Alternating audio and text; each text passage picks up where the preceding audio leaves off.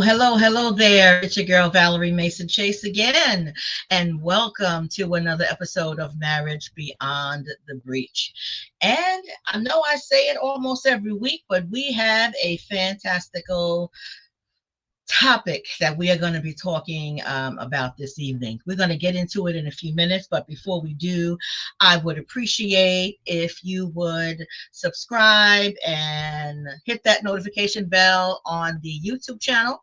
Marriage Beyond the Breach is the YouTube channel, Marriage Beyond the Breach on Facebook, and Marriage Beyond the Breach on Instagram. So tonight, we're going to be talking about something that you may have been hearing a lot about over the last 5 or 10 or 15 years or so, and that is emotional intelligence. But sometimes I wonder, how much do we really know? How much do we really understand about emotional intelligence? Well, let me slow down, Val. You're getting a little bit too excited. We're going to tackle that subject tonight.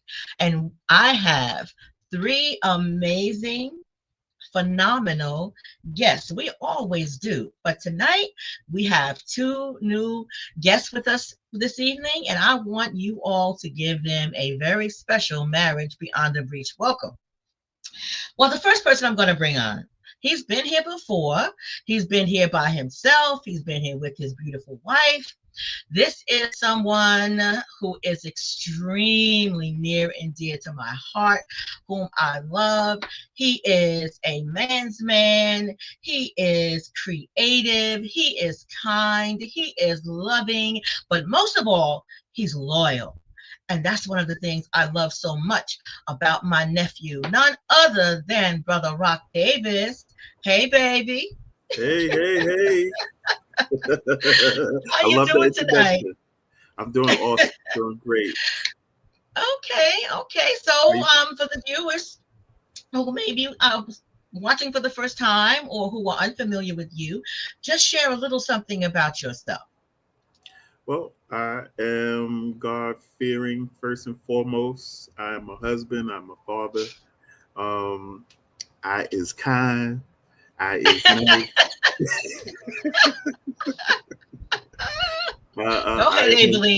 I am a certified life coach.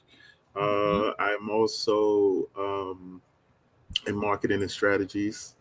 I'm also in protection details.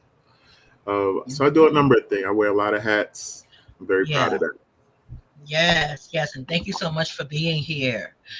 So this next gentleman that I'm going to bring on, actually, I was introduced to him by my nephew here, Rok. Right. And, I've been watching his stuff on Instagram, and I am sure that all of you will be as impressed with him as I now am. So this is another brother that I pray we will maintain our connections, and not just on Instagram and YouTube or whatever, because he's a New Yorker. I'm a New Yorker. Listen, I don't care where I live, I will always be a Brooklynite at heart, forever and a day. So I want to bring on none other than this amazing brother, Mr. Chad Scott. Hey, Chad. How you doing? Thank you for having me. I appreciate it. How are you? I am doing well, and I thank you for taking the time to show up and be here on tonight. And I just want to thank my nephew for making the introduction, because as I said, I've been watching your stuff. I don't know if you saw me. I hope you don't consider me a stalker, but I've been watching your stuff. And I've been very impressed with you. So thank you, sir. I appreciate you being here. And let me tell you, this next person I'm going to bring on, I call her Sister from Another Mister. She and I met many years ago when we served together on a ministry by the name of Liberating Tamar in New Jersey. And I always refer to her as a modern day Renaissance woman. She is knowledgeable about a wide range of topics. She is a visionary. She is creative. She is a lifelong learner. And when it comes to new challenges, she just seizes them. And I have I fell in love with her many years ago, and I was impressed with her then, and I remain impressed with her now. She does a whole lot of stuff. She's got her hand in a lot of pots, and there's a whole lot of cooking going on. So I am going to bring on Miss Anita Russell. Hey, Anita. Hello, Valerie. It is so wonderful to be here and to be kind of reconnected to you again. And you're right. We did so much work together. For those of who don't know, like everybody on here is a New Yorker. I'm not. I was born and raised in Pittsburgh, Pennsylvania, but I lived in New Jersey for about 3 decades. And during that time period is when I got to know Valerie. We crossed the Mexican border together. We did all kinds of wonderful, blessed fellowshipping together and all of that. So I'm so delighted to be here. Yeah, so thank you. So, Mr. Chad, tell the viewers a little bit about yourself. Well, how you doing? Chad Scott here. Life and relationship coach, but I like to say I'm more of an accountability partner. Because I feel like once you get accountability, that's when you're going to see action and transformation. So I'm very big on goals are. My job is to hold you accountable and give you tools to get to the next level. And a lot of people enjoy me and love, help women get married, get rings. So that's the biggest thing. Like, I want a ring too, Chad. I'm like, anybody get a ring, but you want to find the right partner. So right now, there you go. So right now, I help 36 women get married, and still married to. Wow, that's amazing. Hey, Jackie, you hear that? I'm giving a shout out to my sister Jackie. You hear that, Jackie? I'm gonna connect you with Brother Chad because I want her to have a husband. She doesn't necessarily want one, but I want her to have one. She's been down that road. Anywho, so Miss Anita, share with the viewers something about yourself. Yes, of course. As I mentioned, I'm originally from Pittsburgh, Pennsylvania. I was born and raised here, but I left Pittsburgh in the 80s. Specifically, I left Pittsburgh in 1980, went to University of Pittsburgh, science major, and eventually I left the city of Pittsburgh to transition into the pharmaceutical industry, which was the very, very first step on my journey to really personally coaching and dealing with personal transformation within myself. And so, as I mentioned, I spent about 30 years living in the Trenton, New Jersey, New York, kind of floating around in that space and everything. And I sort of made the journey from being this research scientist with the goggles and the lab coat and all that good stuff. From there, I transitioned into a role that put me on a completely different trajectory in my life. And that was when I stepped out of the laboratory environment and into learning and development. And so that step right there, years later, is what put me on the path where I am currently today. I'm a certified life coach as well. I also have a master's degree in educational leadership, which was something that I wanted to do to make sure that I could put stuff together that could be really beneficial for people when they're going on their own transformation journey. So being that personal transformation expert, that's basically how I define myself today. And when I think about this topic that we're getting ready to dive into, emotional intelligence, it dovetails so well with coaching and personal transformation. Yes. Thank you. So y'all met during the transformation of Tamar Braxton? Pardon? No, no, because when I said liberating Tamar, no, we're talking about Tamar from the Bible, nephew. Yeah. I don't think about it. Yeah, it was a ministry that was started by a sister of ours, Reverend Leontino Swagwu, and we served on that ministry for a number of years. And it was with that ministry actually that we did cross over into the border to minister to some of those individuals that were right there on the border of Mexico and Texas several years ago. I think it was around 2016 or so. I think it was somewhere thereabouts. That we did it. That was a very that was kind of one of those life changings. Yeah. Cinco de One of Mayo those tomorrow. Yep. Cinco de Mayo tomorrow. Absolutely. Mm-hmm. So let's dive right into this. How do you define emotional intelligence, and why do you believe it's so important? Why is it so critical, especially in today's climate that we live in? And anyone can dive in. See, I when you can. have nice people on the show, everybody be sitting back waiting for everybody else to go first. I But can go first. anybody. Okay, so we'll do a Yeah. ladies first sort of thing. Go Yeah, ahead, there ahead, you go. sis. So one of the things that I mentioned was this whole entire journey of my own. So discovering and developing my own emotional intelligence is what put me on the path of where I am today. And when I think about emotional intelligence, what it says to me is a person who takes the appropriate steps, if you will, to position themselves to have a very deep, critical understanding of who they are as a human being, who they are as an individual.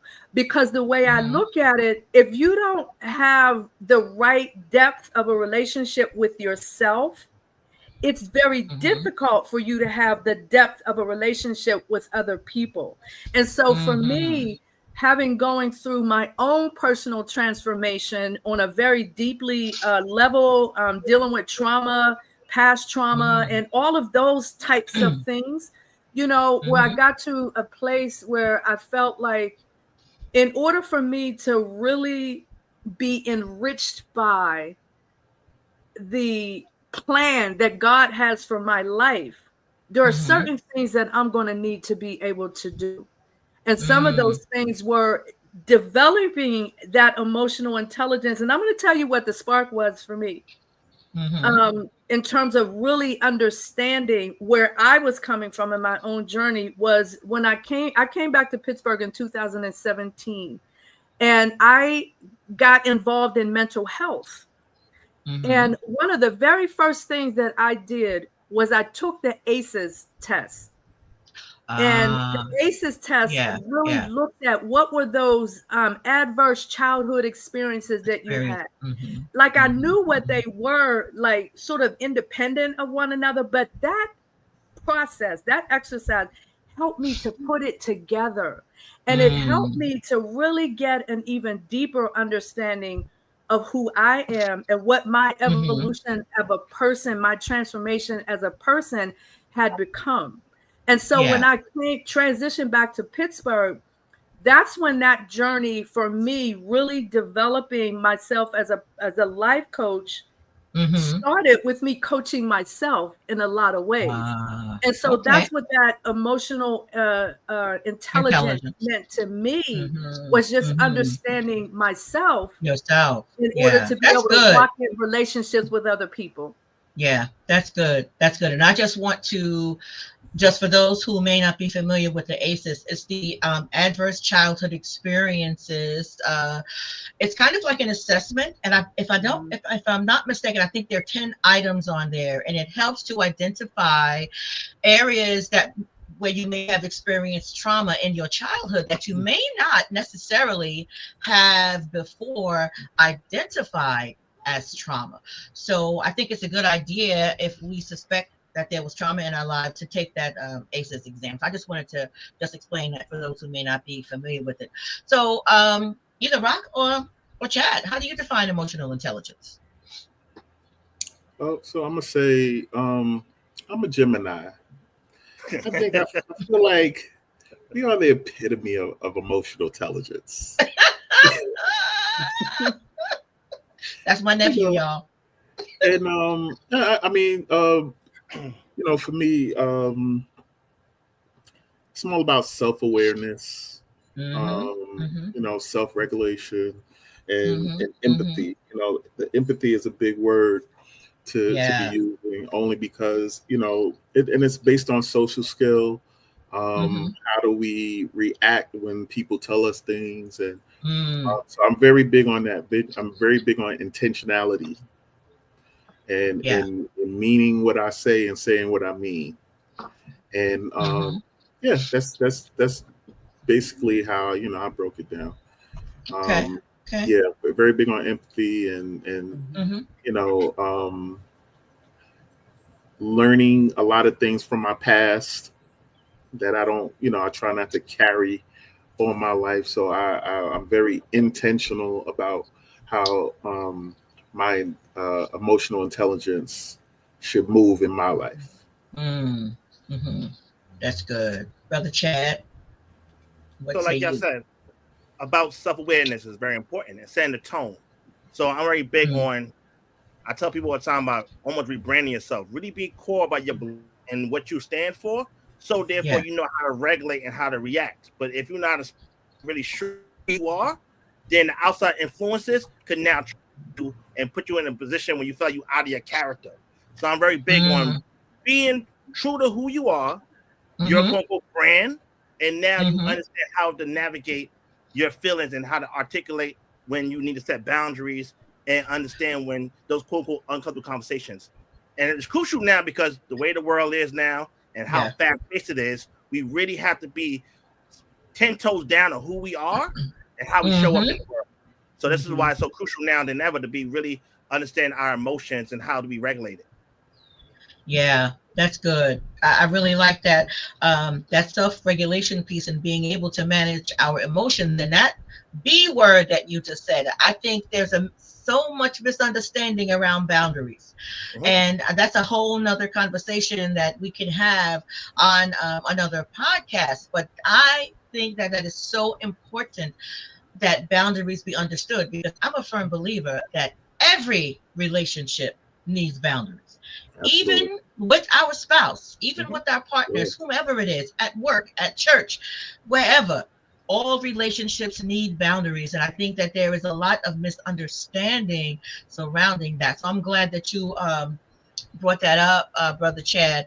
But when we're talking about emotional intelligence, what do you think might be some of the misconceptions or some things that are not clearly understood when it comes to emotional intelligence? One of the things is learning the people that you come in contact with. In my profession, that's very big. A lot of times, you know, you get someone who's a little erratic, who's a little, you know, aggressive in some sort. And I have to use some form of discernment to judge, like, are they really here to hurt me, or are they going through some form of pain? And so it's a very slippery slope. If you actually take the time to learn what emotional intelligence is, you can kind of read people a little better. Yeah, that's good. I like that. I think for me, when it comes to misunderstanding, I think for me, a lot of times they feel like you think you're too logical. They feel like you're a robot or you not have feelings. Right. Like you have feelings, but it's a way of how to process it so it's not out loud, so to speak. So they may feel like you nonchalant with certain things, approach it. But it's like, no, I'm just really clear about who I am and how I show up. But sometimes even in my own personal life, a lot of people feel like I'm a robot or not have no reaction, or they're looking for a reaction to try to trigger you to see that's how they see they care. But that could be a how they look at trauma, how they look at certain things. So I'm like, no, I still feel I hurt. Absolutely. Just like everybody else. Yeah, it's interesting that there are some people who say, and I hear this more from men than I do from women, who say, oh, well, you know what? I don't have emotions. Yeah, you do. Just because you don't express them doesn't mean that you're not experiencing them. And when we do experience emotions, whether they're quote unquote positive emotions or challenging emotions or whatever it may be, the goal is to manage them effectively, whatever they are. But every single human being experiences emotion. So the guys who say they don't have them, not true. And I just like to, I'm sorry. A lot of men who say that they use that as a mechanism, right? It's used as a wall or a barrier so that the right person won't come along and penetrate to those emotions. I deal with that a lot as well. You know, you start reflecting on some things, or you start pointing some things out, and it's scarring. And you know, a lot of times mostly men don't want to feel those emotions, so they act like, oh yeah, no, I'm emotionless, and okay, you got there from somewhere. Absolutely. And I just wanted to add that I think the name itself sometimes can carry a bit of a misnomer, if you will, because it's emotional intelligence. And you hear so many people talking about your IQ. And there are some individuals that actually connect those two together, that somehow your emotional intelligence is an indicator of your IQ. And so if your emotional intelligence is at a 10, your IQ must be, I don't know, like 140 or something, you know. And so because of that name, it sometimes can call into question how people are interpreting that, because it goes beyond what we typically think about when we hear the word intelligence. It's not just about knowledge or facts or information or processing or math or this. It's so much deeper when you're talking about emotional intelligence. Yeah, that's good. I want to, Toya asked the question. She said, what if someone is being true to who they are, but they're not a good person? How do you start that conversation? And I'm going to ask you to address that, Brother Chad, because that is a phrase that you used earlier on about being true to who you are. I don't mean to put you on the spot, but that's what we're here for. No, I think that a lot of times I think in a study recently they talk about how a lot of people are not self-aware, right? So it's about now we need to have the conversation about how you're viewed and how you see yourself and how other people see you. So a lot of times when people feel like they're always playing the victim, they don't know why this world happened the way, all the people picking on me. We got to be honest. What are you doing or how you showing up that we now have to now see if it's you or what you're doing that making other people feel like, you know, beyond being a quote unquote bad guy. We got this is back holding yourself accountable. What role are you playing and how to control the controllables? So a lot of times people feel like I'm a good person, I'm a victim, just for a conversation need to have about what's happening. So we now determine, is it really the outside world, everybody against you, or is something you put out in the world that's getting that energy back? Yeah, that's good. That's good. And John just said something piggybacking on what you said, Rock, that men sometimes fear having their emotions being seen as a weakness, hence the reason we front like we don't have them. That's very interesting. I think it was last week I mentioned that I was watching a post on Instagram, and the brother was saying some not so flattering things about women and Black women in particular, and I'm a Black woman, and I don't typically comment and get, you know, involved in stuff like that, because I know there's a whole lot of gyrations and stuff going on, but I did comment, and I just said, you know, brother, you sound as if you've been hurt by a woman in the past, and maybe consider healing from that. And let me tell you, those brothers dragged me from Jersey to Georgia.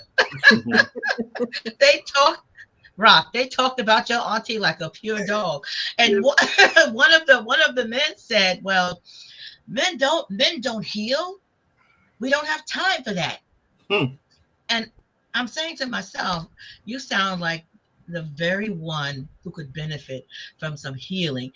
Healing from our woundedness or our brokenness is not a bad thing, and it should not be just limited to women who are focusing on that. So anyway, I just wanted to share that. I don't know if you guys want to say something. No, I'll say something. I always talk about how when some men got hurt in grade school and they never want to feel that pain again. So now they become this player or this kind of I don't have no feelings because they don't want to feel hurt again or rejection. So so a lot of times, those men need to heal to try to understand that process. But if it's from the grade school crush that hurt their feelings or their mom issues, it shows up in how they view women. Yes. So, you know, I'm always very sketchy about internet and telephone gangsters. You know, those same brothers, if they were in front of you, it wouldn't read the same, right? Mm-hmm. Like you said, we all have emotions. We all go through things.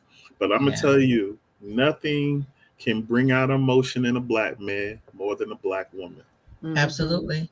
I heard, I love this quote. I quoted a lot by Minister Farrakhan. He said that a woman would test a man to see if he is a man.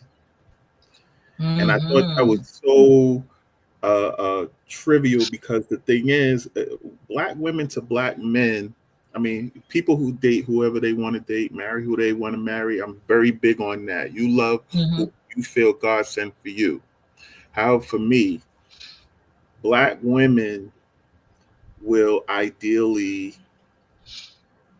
they're created, I feel like they're created to help this black man get to the pinnacle of where he needs to be. Right? But she's going to call him out on some things. There's going to be some triggers. That's what they call them. That's what they call them these days, triggers. Yeah, triggers. There'll be some triggers that she's going to call out on you in order to help you heal, if she loves you properly. So sometimes they'll say things and they'll want to address those things. And a lot of times men don't have the emotional intelligence or the verbiage to have those conversations. So they become very wall building or very aggressive, or, angry. I used to be that person, so I know exactly what I'm talking about. I get that. And I think that's another reason why it's so important. And I mean, it may sound old school, but listen, I'm a baby boomer, so I unapologetically a baby boomer. I think that's why it's so important for the black woman to be that soft place for that black man. Absolutely. And to help him navigate his emotions, understand that he has emotions, and to be there to soothe out some of that, those rough places, and help him to know that, you were wounded here, you were wounded there, but healing is possible. Now, she can't heal him, but she can help him get to a place where there's a willingness to seek healing. And I think that, like you said, there's no woman who can do that for a black man like a black woman. I absolutely 1000%. I would add also that one of the difficulties, and it actually links to this whole entire topic of emotional intelligence, is this idea of thinking monolithically, like black men are this thing right here and black women are that thing right there. And those two things are often in conflict with one another. And I think that is the challenge when we talk about emotional intelligence, is that you have to break from that type of thinking and that using that type of language and really explore what lies specifically within yourself, and forget all that other stuff. Let me look at what's inside of me, and how do I deal with what is inside of me? And that's how you begin this process of increasing your emotional intelligence. That's good. So since we are talking about relationships, what are some signs that someone can look for in a potential partner to kind of gauge or assess what their emotional maturity or emotional intelligence might be? What might they look for? For me, I tell people all the time about, do that person hold themselves accountable? So it's one of the things where someone show that skill where they realize they made a mistake, owning up to the mistake, and then find a way to try to work together. So a lot of times when, I got back to what I said earlier, if someone constantly playing victim and not taking accountability, where someone takes accountability for what they did is a green flag, how they say, that maturity, you to have to acknowledge it, like, oh, I messed up here. Let me own it. That was me. And take it from there. So that's what I always talk about. Do that person take accountability? Definitely accountability is definitely a solid word. My second word would be consistency. I'm very big on some people, again, saying what they mean and meaning what they say, and then consistent on what they do, because that, for me, that represents your character. Absolutely. If you're consistent and accountable, 9 times out of 10, we definitely friends. We are definitely friends, because it took a lot of work for me to be me. It took a lot of work for me to be me, and I can't afford to go back to who I used to be and gotta constantly babysit somebody's emotions in a way that is becomes draining, right? Yes. You gotta wanna be better. The same way I wanted to be better, you gotta want to be better, and then I can really help you navigate exactly where you want to be. And I think Anita, it's how would you answer that? Getting to the point where you recognize the barriers that lie within you, right? And so I'm probably, out of all of you, the person who has been married for the smallest amount of time. I just got married in September of last year. Is a whole other story behind that. But we're working on Chad. So we haven't even been married a year yet. But one of the things that I find really encouraging is, as both of us begin to allow ourselves to break down those barriers, because we build those barriers up over the course of our lifetime. And when you find a partner where you can just bust wide open that barrier and talk about, this is who I am intimately within myself. And that is one of the things that my husband and I are really, really focusing on, is being able to break down those barriers and just share those intimate, deep parts of who we are that we may have never even shared with another human being before. Wow. I love that. That is deep. Wow. Newlywed. I love that, Anita, because I want to say, like, I'm probably one of the few people who are grateful for the pandemic, right? Because pandemic for me, it actually showed me exactly who my wife was. And again, that consistency and love and patience, and we still to this very day, we laugh every day intentionally. We love on each other intentionally. And so it allows me to be comfortable, and it allows me to absolutely, and this is watch this, it allowed me to be vulnerable. A lot of times as men, we don't find ourselves able to be vulnerable with women. And that's why, vulnerable with our woman, because we're afraid that whatever thing that we may be going through, she's going to use it against me later. We get it. She's shown me, in the last 7 years, that she's my partner. That's good. So it allowed me, to whatever walls that I carried into our marriage or into our relationship, she tore those down very easily. Yeah. And because she created a safe space for that to happen. Absolutely. Yeah. Safety is key when it comes to vulnerability. Absolutely. Yeah. That's great. I just want to give a shout out to some of the viewers there. Miss Red Lip Assassin. I don't know who you are, darling, but I love that name. That's Kim. That's my girl. That's my sis. I love that name. And of course, Rock's wife is there, Toya, my sister Jackie, E. Nicole, Andre Robinson, thank you for watching. My son John, and I believe, Miss Ollie, thank you. Miss Ollie is here almost every week. God bless you, Miss Ollie. Thank you so much for always showing up. And my Fia, hey Fia and I went to the same church at a James Church, used to be called Kingdom back in the day. And my daughter-in-law Nisi, thank you all so much for watching. And again, any comments you have, any questions you have, feel free to put them in the chat. And also, again, if you haven't already done so, I would appreciate you. What do you call it on YouTube? What do you call it? Subscribe. I'm still learning the lingo in this YouTube streets, okay? Subscribe to the YouTube channel. I would really appreciate it. And hit the notification bell so that you could be notified hit the like each time. And hit the like. That's right. Hit the like. Hit the like and subscribe. Hit the like and subscribe. That's right. Thank you, baby. So let's switch lanes a little bit and talk a little bit about leadership. So when we're having a conversation about leadership, can emotional intelligence be more important than, let's say, technical skills?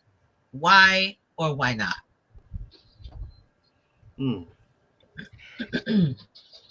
So I have a story that I can share that directly answers that question.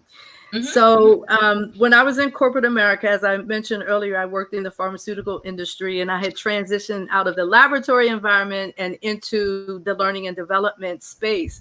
And I found myself in a position where I was leading a really big program within the R&D organization.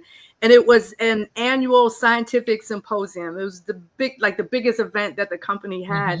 And I was the leader of this whole entire thing. So I had a team of about 30 people that I was leading. And you know, when you get to that place where you have to do your 360 assessment at that mid-year, and you have to get 3 people and so on and so forth. And so I got my 3 people. And when I sat down with my manager to have a review of the assessment, what I found was that they spoke, for the most part, very glowingly of me. But there was one particular area.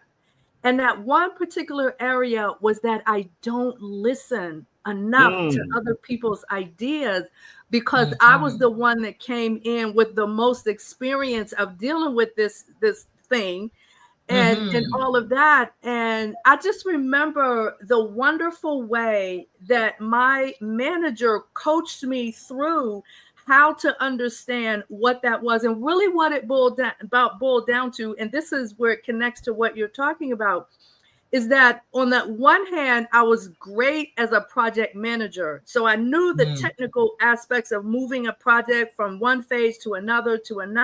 I knew all of that. But on the project leadership side, that's where the weakness was starting to show up. And they picked up on that. And for me, I immediately saw that as an area for me to develop. So my manager and I sat down, and we came up with a plan for how we were going to fix this thing and all of that. And so I took what I ended up doing was taking a Cornell course specifically on project leadership. But the great thing about it is that I was able to apply what I was learning as I was learning it. So that was really, really good. And then the end of the story is when I got the end of the year assessment, I literally had, because I picked the same people, right? But I literally had them say, I don't know what she did, but she changed my whole entire perspective of how I see her as a leader. And for me, that was an emotional intelligence development opportunity. And I was blessed to have a manager who was able to sit down beside me, figure it out, map it out, and I ended up getting a glowing response. Wow. So there's definitely a difference between, on the leadership side, the people side, versus the technical side. Yeah, that's good. That's good.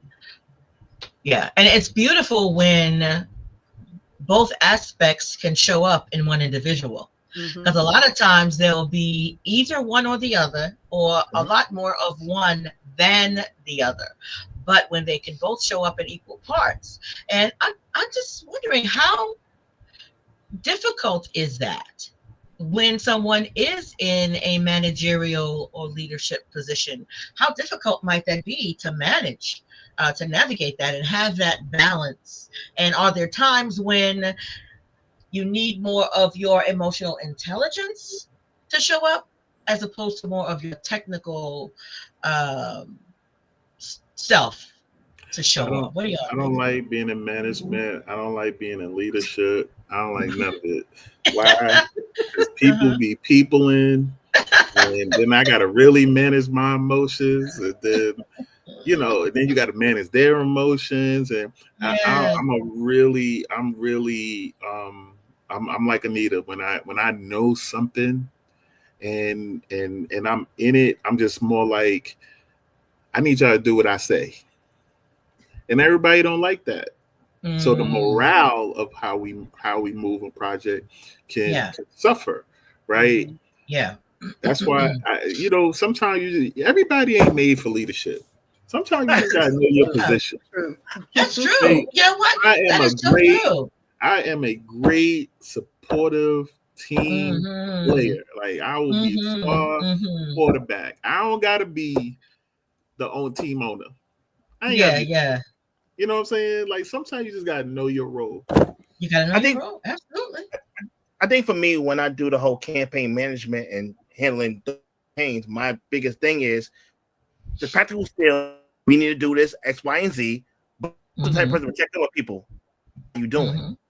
Oh, that helps with that. That's where I understand we got a lot on our plate. Burnout happens. People get frustrated. Kids like outside noise. So always, even at my day, I always take a lap around the office. The moments help to check in with people. I don't do small talk that much, but I with people just to feel like they felt.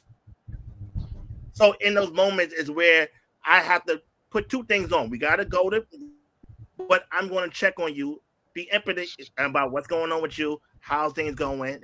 Oh, they feel seen and feel heard, and that morale goes up. But like sometimes when we really knocked it out, some people lose it and feel like, oh, you just want work. You don't care about me as a person. So that's why I make sure I do check-ins with them. I'll do a check-in, but check me out. Check me out for leadership. Check in while they're doing their job, right? Yeah, so Jackie said, there are times where you need your emotional intelligence to show up, because as a manager, you need to meet your team where they are and deal with their emotional intelligence or lack thereof. We need to do what I say so we can win. Do what I say. Yeah, but see, here's the thing, Rok. When you can have your own emotional intelligence show up in a way that you can connect with the people who are, for lack of a better phrase, beneath you in whatever organization, and you can have that connection and that attachment. Because I learned this many years ago, because I was a nurse, a registered nurse for many years before I became a counselor and a coach.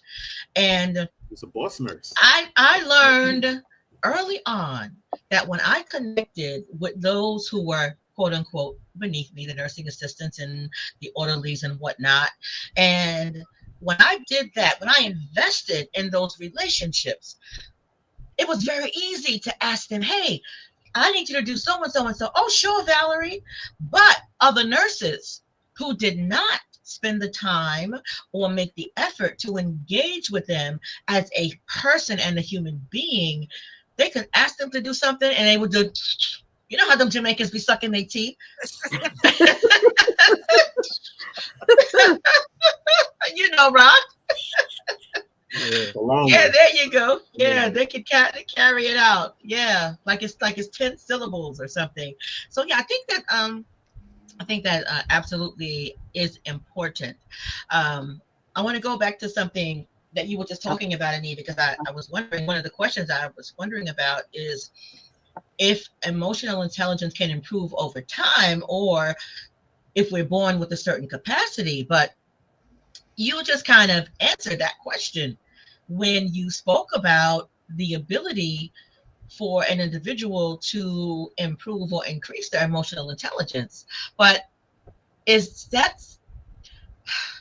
I want to phrase this the right way. Is there something that should be present already in the individual emotionally that can allow them to increase their emotional intelligence?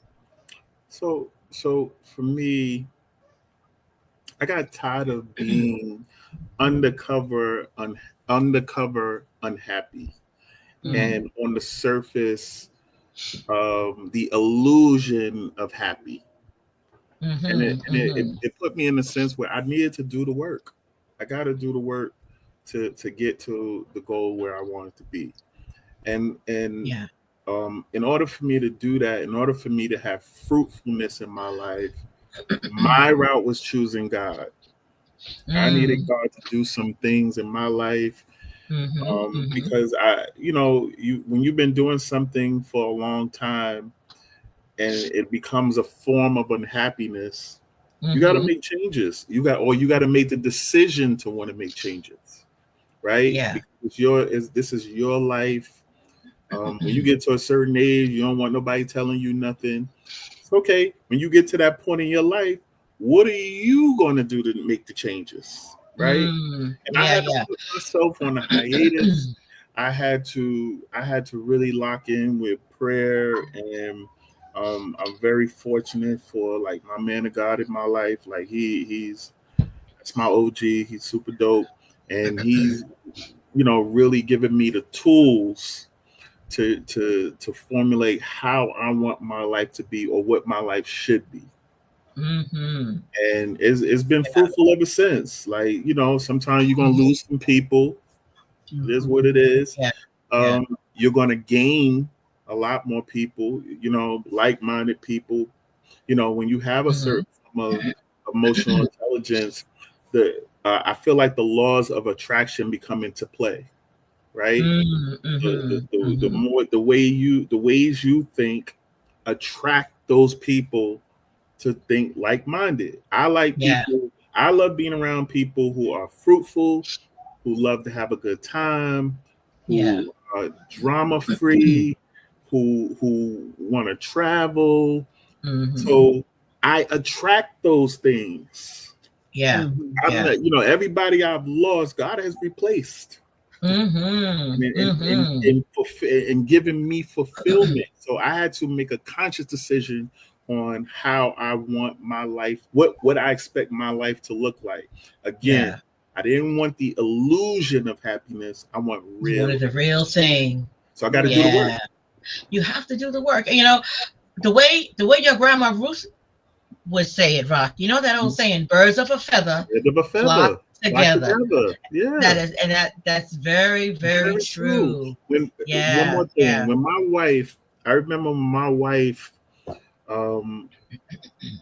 she didn't have a lot of friends because she's been disappointed so many times by people using her good nature, right? And she noticed that all my friends were alike. All of them, family, the kids. We ain't no dudes in my circle who don't take care of their kids. I don't have that, so I don't know what that looks like. Because when she noticed, she's like, "Wow!" Like, and I ushered that in her life to what it's supposed to be. You're supposed to, whatever you put out is supposed to reciprocate. And so now she knows exactly what that feels like, because we do have fruitful friends in our lives. That's why my brother Chad is here. Chad is, ever since I met Chad has always been a solid dude. That's my brother. We don't talk every single day, but I know when I need him, he's there. When he need me, he know I'm there. It's not hard, but like you said, alignment is assignment, right? It's about being aligned. And this is why we said about growing is about being intentional, that I want to work on these things. So you can't force nobody, right? So this is something that you said when you got the evaluation, Anita, that you were like, I want to change this. And the tools to get it. So a lot of times we have to be honest about when we see these shortcomings or something, do we ready to do the work, or we going to play victim? Like, you're going to easily dismiss it, right? That one person, I don't know what they're talking about. They don't have the stomach for this. It's business. But you were like, no, I want to show up a better person. Let me learn. And you realize how that work is very important. It's always it's not going to always be complete. We always going to be doing the work and try to be a better person. Always. Definitely. But we dismiss it because we don't want to do it. But the fact that you said, I want to, we have the capacity if we do the work. If you want to. And if you want to, because there's got to be a want and a will. You have to first want to, and then have the willingness to do the work and take the steps. Because some people have the want, but they don't have the will. And it's not easy. Yeah, I not easy. It wasn't easy. Like being who I was and to who I am today, complete transformation. But it took work. Yeah. And I would add to everything that you all just said, is also that spiritual journey. So when I think about my emotional intelligence journey, which has unfolded over the course of many, many years, but at the same time, my faith walk has deepened and deepened and deepened over the course of those same number of years, right? And so I feel like for me personally, the deeper my walk with God has become, my faith, my trust, and my belief entwined with his grace, mercy, and love, the deeper that has become, that has also increased my emotional intelligence, particularly in the way that I deal with other people, the relationships that I have, and even those relationships that can be very, very difficult, but I've learned how to deal with them because I look at myself through that spiritual lens in addition to that emotional intelligence lens. Yeah, so there's an intersection. What you're saying is there's an intersection between spiritual maturity and emotional intelligence, Absolutely. and also a level of character development. Absolutely. Yeah. And I want to just say this. You said a phrase you used was difficult relationships. And that's interesting because sometimes we think the relationship is difficult because of the other person. But if we really want to check in, we have to ask ourselves, is the relationship challenging because of me? And I think that also requires a level of emotional intelligence to be self-reflective enough and insightful enough and willing to admit enough that, yeah, it's not her, it's me. It's not him, it's me. You know, when I am counseling a couple, I always ask each partner to ask themselves, what part did you play? Don't look at your partner. Look at yourself. Look in the mirror. What part did you play in the dysfunction of the relationship? Because if a relationship is dysfunctional, they're both parties involved. It ain't just one person, because you ain't with yourself. Well, honesty has to come into play as well. Honesty got to come into play. One thing about me, when you, in a sense, lay on the couch and you're bearing your soul to this person, in order to get to where you need to be, you have to be honest about who you are, what you're doing, and what that looks like to you. Right? Because sometimes we're not honest with ourselves. Absolutely. But I just want to, because Anita has to leave at 7. The brothers are going to hang with me for a little bit. So, Anita, just share something about what you have going on. I know you have some publications that you may want to let the viewers know about. Yeah, absolutely. Absolutely. I have multiple publications, but my 2 favorites are I have 2 books where I'm the solo author. So I've participated in a number of sort of collections of stories, but the 2 that are dearest to my heart I actually have the book here. It's called I Want to See Lainey's House. And this book is actually my journey, that journey that I was describing from being, in abusive, traumatic types of situations, all the way up until the last part that I talk about in the book is my experience that I had with my mom. My mom passed away in 2017. She had cancer, but the 2 months that I spent with her before her passing were very emotional. It was a very emotional time, and we shared things with one another that we had never talked about before. And so this book really is my journey, that journey that I talked about of the different things that I've experienced across the course of my life. And again, it's called I Want to See Lainey's House. Then the second one, where can they purchase it? Where can they purchase? Yes. If you go to SOAR Book Boutique, that's SOAR bookboutique.com. You can see this one. And then the second one that I wanted to mention is this book called Cultivating Change from the Inside Out. This book is exactly the stuff that we've been talking about.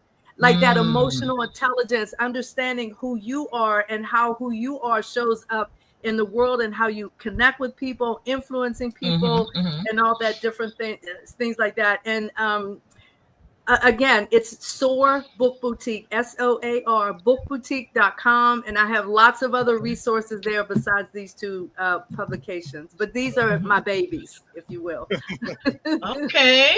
So go to soarbookboutique.com and you can find those as well as the other publications that my sister has participated in. And I believe you have participated in a couple of anthologies. Is that the right term? Yes. Collections, so to speak. Yeah. So, and I want to thank you, my sister, for being here. I really appreciate you. And it was so good to connect again. And this will not be the end. I'm telling everybody now because, I take a break during the summer, July and August, I take a break, but I am already in the process of developing my 2025-2026 subject calendar. So everyone who's ever been on will get an email with the whole list, and you can just choose whichever ones you want to be on. Nice. You can do as many as you want. Okay, so be on the lookout for that. I love you, my sister. It was so good to see you again. We're going to hang on for a few more minutes. I'm going to jump off exactly at 7. So I don't want to miss too much. I understand. So we were talking about that intersection of faith, spirituality, and emotional intelligence. And Rok, I believe you had already kind of commented on how it intersects for you. What about you, Chad? Is there an intersection of that with you, with faith, whatever your faith tradition might be? Yeah, I think that for me, you're good to have a healthy ego.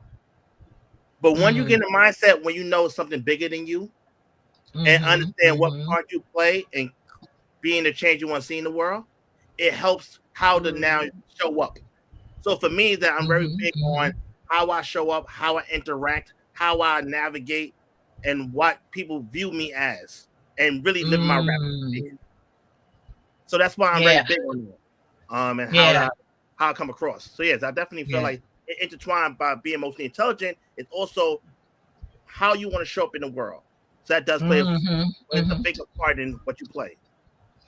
Yeah, that's my sister Jackie, because she knows I tap into people in a minute. She said, Chad, you in it now. And then she said, you too, Anita. You guys are in it now. So you definitely will be hearing from me. Because see, I love having these types of conversations. And there's so much on YouTube and Instagram and TikTok and whatever other platforms where there's negativity. And that kind of grates me a bit. And I like talking about positivity, about connection, about love, about collaboration, about relationships and how fulfilling relationships could be. Relationships and marriage now getting a bad rap. And I am here to do everything I possibly can to dispel that. And Chad, I know you are too, because you're hooking people up left and right. For those of you who came on later, Brother Chad gonna be talking about it in the end. He done hooked up how many couples you done hooked up, Chad? We are 36 right now. 36? Sister. Still married to this day. So that's marriages. Yeah. And still married. That is a tremendous, tremendous blessing. So that says to me that you are doing great work. And not only are you doing great work, but the people that you are working with are also willing to put in the work. Because if you're not willing to put in the work of a relationship, it's not going to be successful. Right? Absolutely. So let's say there's someone who they struggle with emotional awareness. Where would you recommend that they start on this journey in pursuit of emotional intelligence or emotional awareness? Well, I feel like for me, I always talk about there's therapy, there's coaching, there's also mentoring. Find that brotherhood, find that sisterhood tribe. Like, it's those things where now you have to now equip to learn and be curious about it. So I think that for me, that you have to use these tools. So I know some people don't want to do therapy or whatever. I think it's a good combination of therapy and coaching, but do something instead of just saying this is just who I am. Right. To show you tried. And I think that I tell people all the time, it's basically you gotta try different things, but gym is cool, but I need to add something else. Like, you have to try to find who you are, because what works for me may not work for Rok. So we just gotta at least try different things to see what resonates for us and what shows up for us. But I think a lot of times we get so caught up in this is who I am, take me or leave me, and not really see try different things to see what works for me and find out the right combination for you. But I think you should be open to try different things. Yeah. It goes back to honesty with yourself. Being honest about where you want to be. I find that journaling helps a lot.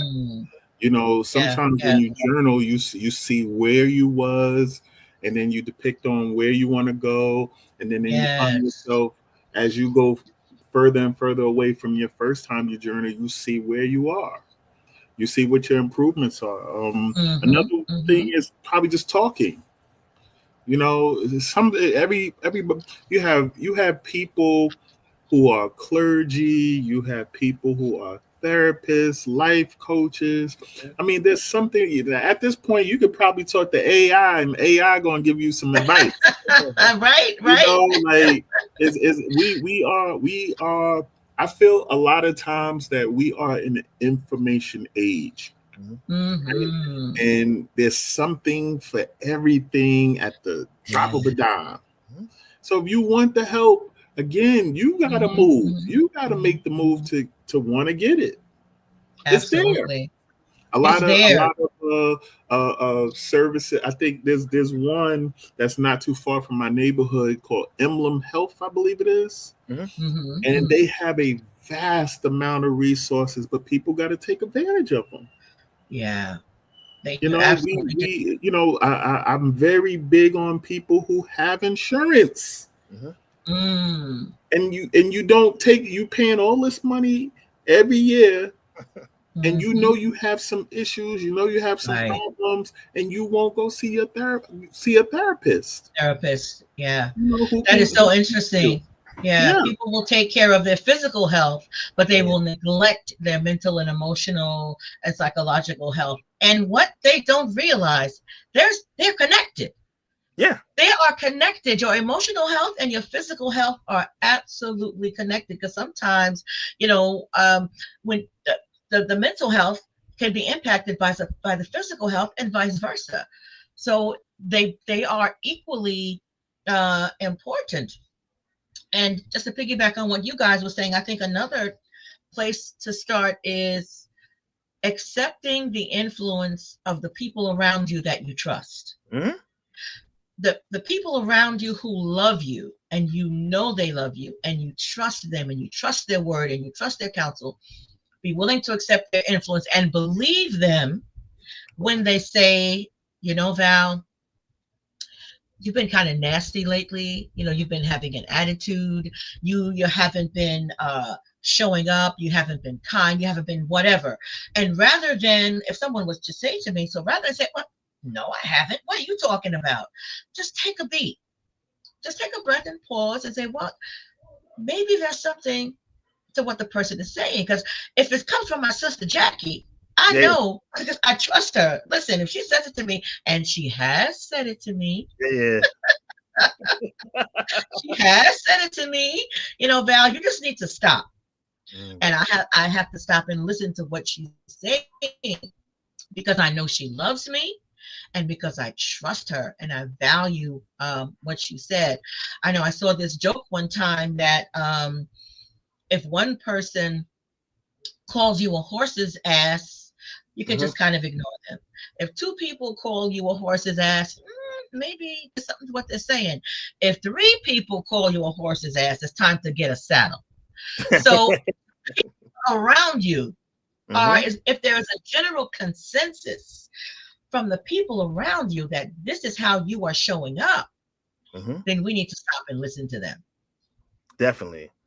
Yeah. It's what it is. Like you said, having those kind of counsel, having someone that you trust, and like you said, you have to be consistent.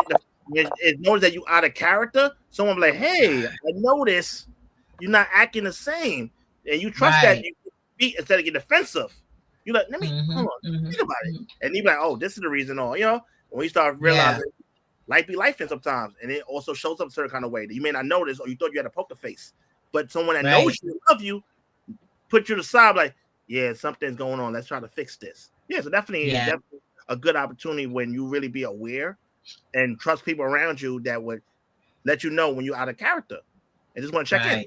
Yeah, absolutely. That's very important. I have a lot of accountability partners. A lot. It's important to have those in your life.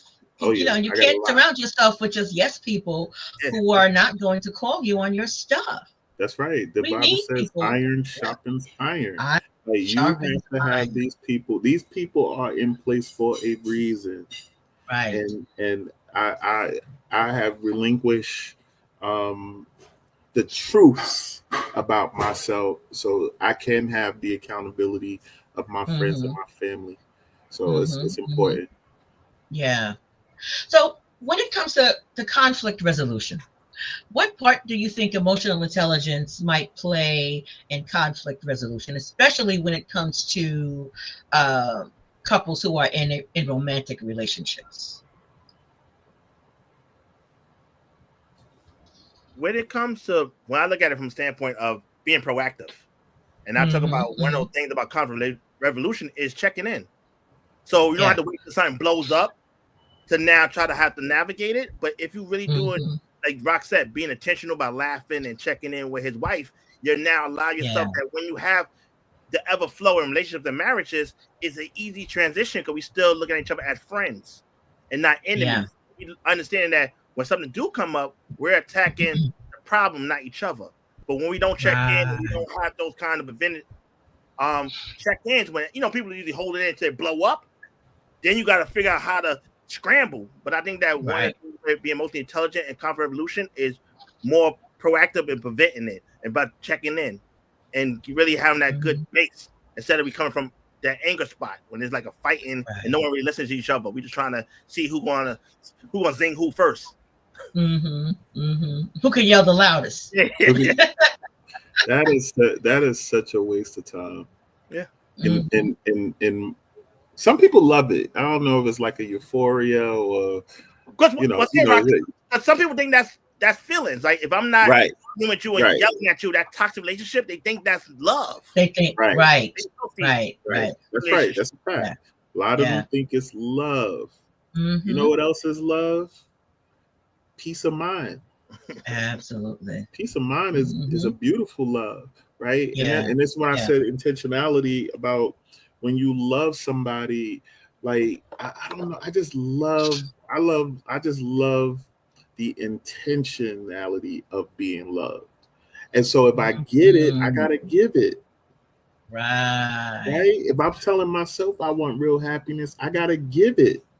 And so it's important that I'm always just I always put myself in a position where I can't just talk. I do have to listen. Yeah. Right. Because you do have to have effective communication. Right. And for the most, we don't argue. We don't fight.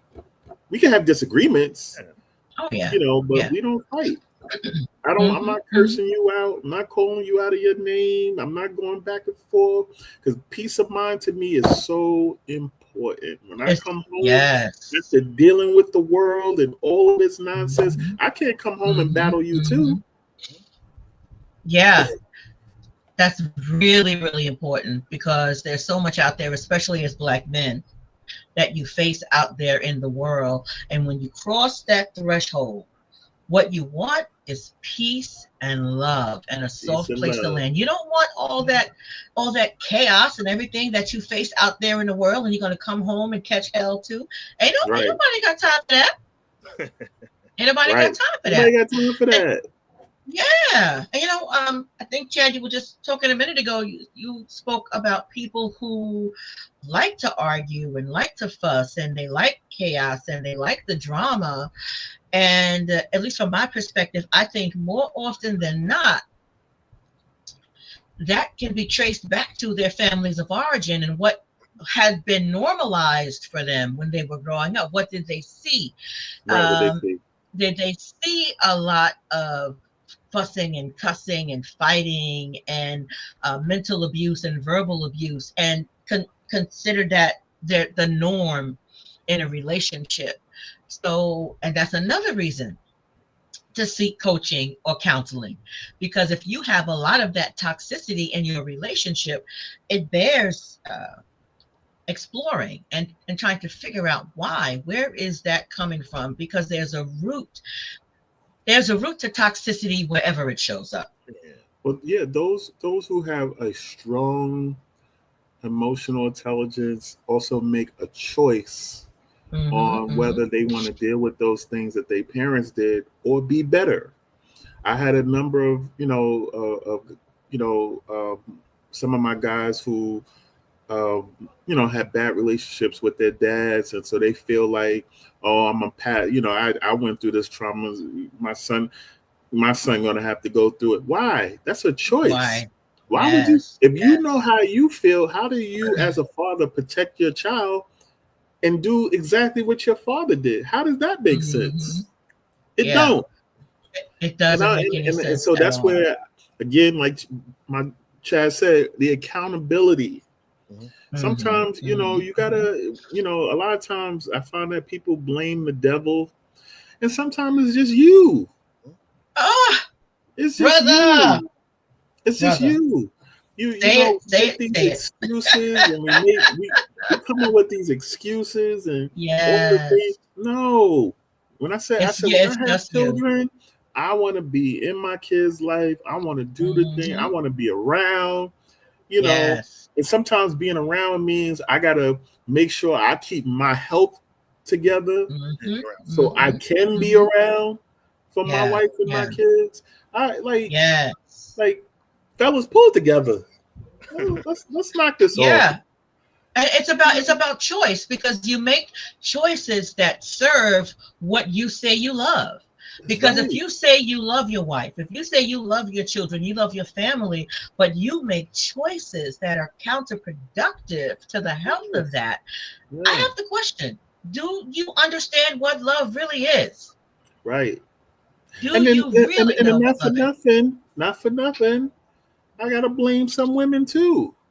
Because when you met this man, this is who he was. Boom. Right? That's right. You knew who he was when you met Jimmy. You know who he was when you met him. And a lot of women have allowed men to sexually coerce them into a relationship. That's your fault, boo-boo. Absolutely. I agree. As Judge Judy would say, you picked him. You picked him.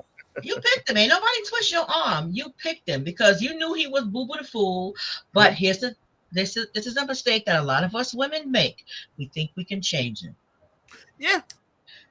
You think you can change. And Chad, putting a ring don't mean a thing. It don't mean nothing. So, like you said, it's one thing about accountability, right? But a lot of times in these situations where he a deadbeat dad, in their mind they think that not with me though. She believed that she was a crazy baby mom, but it's not me. It's different here. I'm like, all right, like you gotta say a character. This is back to character.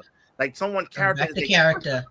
So it's one of the things where we can have that conversation all we want, but what is the actual role they doing to try to be in a child's life and how that looks? And we always talk about legacy, but that's part of the legacy is now how do we show up for our kids? Right. That's right. I feel like manhood just having kids is about how do we show up for our kids.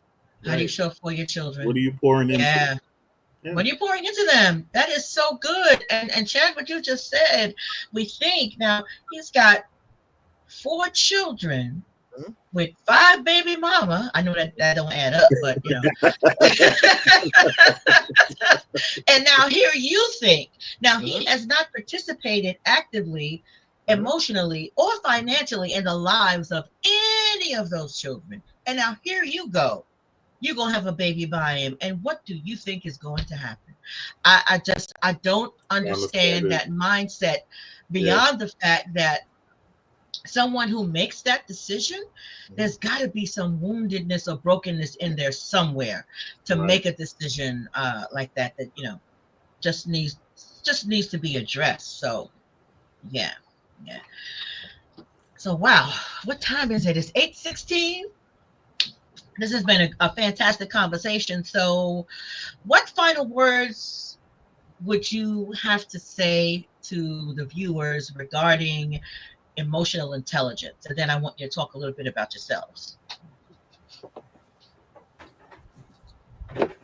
Well, I think that my last thoughts with that is that we could always do better, and understand that we could always become emotionally intelligent is work on that. And it's not something that is just who I am. Well, we could actually do the tools, and like Rok said, there's so much resources. If you just look out the window, like there's so many ways you could show how can I perform better and be self-aware of how I show up for other people.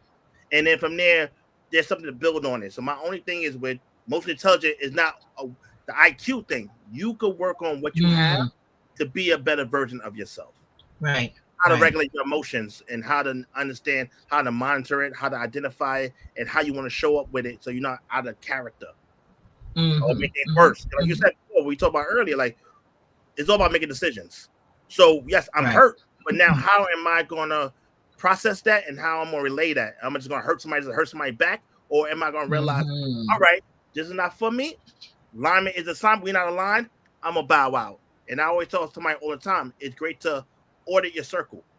Everybody can't be here, so you're going to promote some people, demote some people, and fire some people, and not have the guilt. But you want to understand, I'm loving myself more, and now I'm gonna have more. And a lot of people ain't gonna be here, and it's okay. Oh man, you just said exactly what I was gonna say. I love me some me. You hear me? I love me.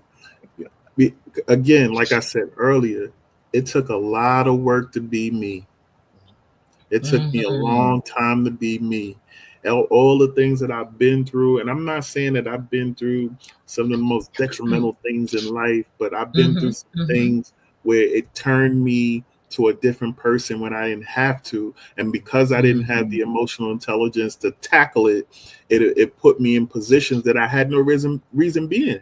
I come from a great family. I've been in church all my life, and I really put myself into some positions where it could have cost me my life many times, right? And me having a great, personality, and I've always been a nice guy. I credit that a lot to my family, and I've always been these things, but it put me in a lot. It also allowed, because I didn't tackle the things that I needed to tackle, because I didn't do the work, because I allowed past traumas and hurts to navigate what my life ended up being. I decided that I needed to make changes. And I got tired. I lived the life. I tell anybody, I lived the life of 10 men. And it was, at some point you go through these life experiences when you're young, but then when you get older, them same life experiences don't hit the same. I didn't want to be the old Negro in the club. Yes. Be it in my late 40s and looking at all the what? No. I want what real happiness provides. And because I did the work, it's because my life is fruitful today. I had to make a decision on what Christ, how I wanted Christ to move in my life. I had to make a decision on how I did not want to be married. I did not want to be married, and God said, "Huh, I got a joke for you. I found somebody for you." Yes. And so it put me in position. I got to step my game up. And she tells people that I curved her. I did not curve her. I just had some work to do. I had some work to do, but it was a choice. It was a choice. And me taking control of my, of my emotions and taking control of my life put me in the best position possible. Now, at this grateful age of 47, I know what peace of mind really is. I don't walk around. I don't walk outside fearing my life. I actually walk outside very grateful. I'm so grateful when I wake up in the morning. Thank you, God. Because you didn't have to do it. Absolutely. He didn't have to do it, but he did. And so so now that you've given me life, instead of me looking for a blessing, I want to be a blessing. How can I help somebody else? How can I help somebody else get that happiness and acceptance, right? So you tackle these emotional intelligence because I love that word, Chad. You got to hold people accountable. Let me hold you accountable so you can get to where you need to be. Yeah. And if you're consistent, you will get there. Yeah. You're consistent when you get that. Absolutely. Absolutely. And that's good because some people don't want to be held accountable and some people want to be consistent either, but they want the results without doing the work. They want the results, but they don't want to be held accountable. How about that? Yes. Ain't that a conundrum? That's a hot mess. That's a hot mess. That's a hot mess. That's almost the pandemic. I know, right? So, Chad, you got to talk about how you be hooking these people up now. Well, I tell people all the time, and we said earlier, anybody get a ring, right? But my biggest thing is the rings that the women get is a byproduct of them loving themselves. So when you love yourself, the less fuckery you will entertain, so to speak, right? So you have a base of what you're looking for, and when we talk about being aligned with people, and when you really pour into yourself and be that change and really be that character, you will find someone, and the discernment is different. Be the situation we talked about earlier, how someone would date someone they know that their character's flawed, but they want to quote unquote build a bay. Now you have the opportunity now where I know what I like. The red flags is too rag. I can't even ignore them. Yes, the dating pool gets smaller, but you need one. So it's basically about really being accountable of who you are, what you're looking for, being honest with it, really fall in love with yourself. And I would help some women go on solo dates with themselves to set a tone. Like go in these things. Love it. Because people like go ahead. We want to say something about solo dates. No, I love it. Listen, I'm married and I go on solo dates. I still date myself. I take myself out to dinner, to lunch, to the movies, any place. I love that. And I'm sorry, I didn't mean to step on your toes, but I love it. So it's those tools, and now we gotta hold you accountable, dating profile, going outside, actually saying hi to a man or being in position. The man's still leading, but how do you show up at these events? So it basically, it's doable, but once again, you got to be more proactive. But alignment is assignment to find someone that's truly designed and y'all can actually build on something instead of you seeing somebody that you giving a homie discount, so to speak. You know they're not there. Like, I'm trying to build a bay. I'm like, all right.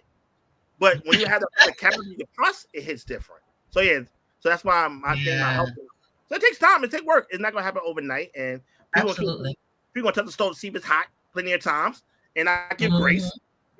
When they ready, this is what I'm talking about. Like what Rock said, when it feels real, you're like, oh, chef kiss. You thank the Lord and everything, and you appreciate it better. Yes. Okay. So do you have anything coming up in the near future?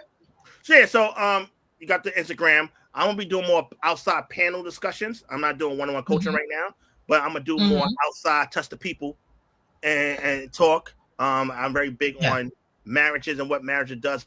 You know, I do it for everybody, but the Black couple is something we need, and I enjoy it.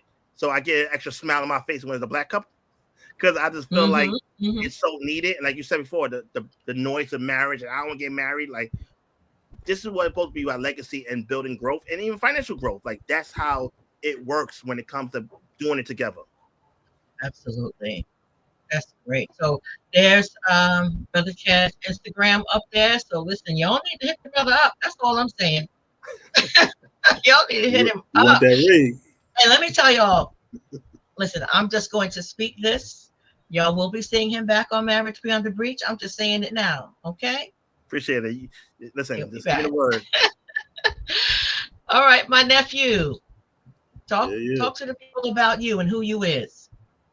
Who I'm I'm Rok, man. I'm RoKland Rok. Like, listen, I God has really blessed me to put my hand in different pots, and I love it because you know, New York be New York, and we gotta pay this rent. So yeah, you know, it's we good on it. We good on it. So you know, I'm just grateful to put myself in a lot of pots. Ministry has been really knocking at my door. So to be clear, I have zero intention on having any type of being a pastor, or I am Brother Rok. That's it. I enjoy that. Like, I think a lot of times when you do things intentional to make things better, people tend to put you in a box of what they believe that you should be. And I'm disrupting that box, right? I'm just a brother. Yeah. I don't have a title. I'm not looking for no title. I'm not no pastor, none of that. However, I am Brother Rok. I do life coaching services. I do help a lot of, while my brother Chad is getting them the rings, I'm keeping them together after the ring. Together. There you go. Keep it together after the ring, because sometimes we learn that a lot of times people have these issues really based on communication.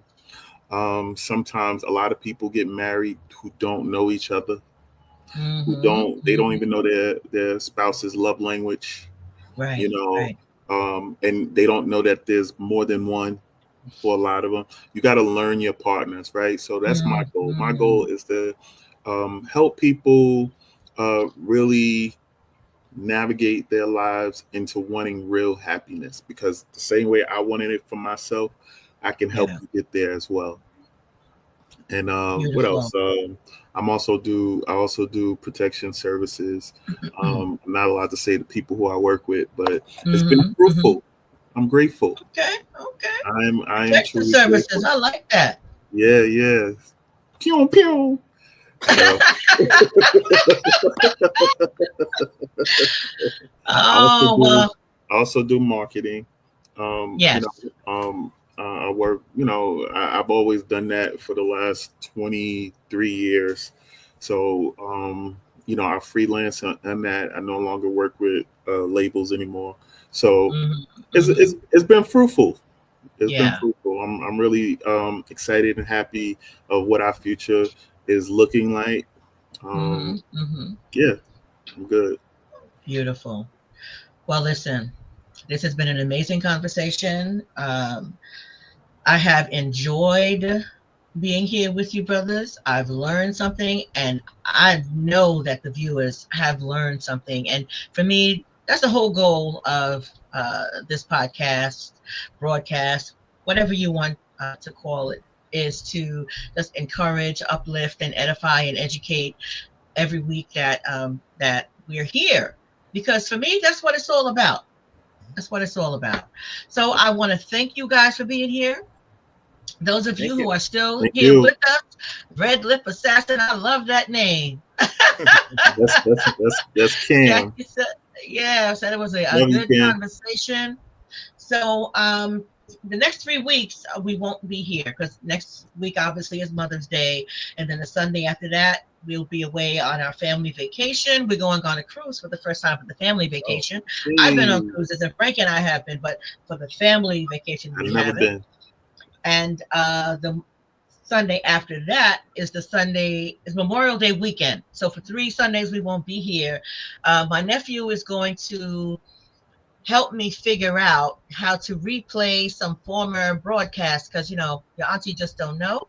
Gotcha. I'm still learning these YouTube streets. So if you could just help a sister out, that would be great.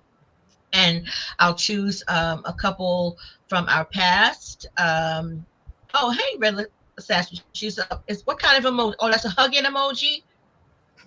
Okay, that's a hugging emoji. Okay, thank you, baby. So we won't be here for 3 weeks, but the 4th week, we'll be back live on the air in living color here on Marriage Beyond the Breach. I love you guys. Have a fantastic rest of your evening. Have a great week. And I'll see y'all next time. Love you. Peace.